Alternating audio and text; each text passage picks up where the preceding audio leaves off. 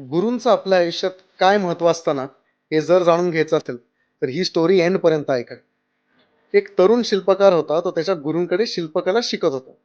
त्याचे गुरु रोज त्याच्या काही ना काहीतरी चुका काढत, त्याला ओरडत असत. एक दिवशी वैतागून तो तरुण शिल्पकार म्हणतो, की तुम्ही माझ्यासारख्या चुका काढत असता, तर बाकी लोक पण काढतात. तर तुमचं त्यात काय महत्व आहे? गुरु काहीच बोलले नाही.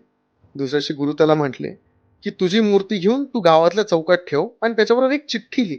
त्या चिठ्ठीवर लिही, की तुम्हाला ज्या चुका दिसतायत ना, त्या चुका लिहून ठेवा. दुसऱ्या दिवशी तो तरुण मुलगा गेला. बघायला तर बऱ्याचशा चुका काढल्या होत्या. थोडं नाक खराब आहे, थोडं कान खराब आहे, थोडे हात खराब आहेत आणि तो गुरूंकडे आला.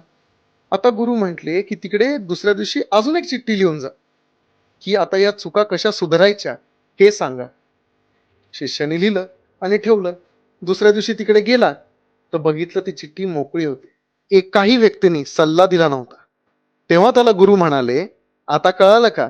चुका दाखवणारे खूप मिळतात, पण त्या चुका कशा सुधारायच्या आणि त्याच्यामध्ये तुझी साथ देणारे खूप कमी असतात. म्हणून आपण गुरुपौर्णिमेला फक्त ज्ञान देणाऱ्याला नाही, तर आपल्यातलं खरं रूप घडवणाऱ्याला वंदन करतो.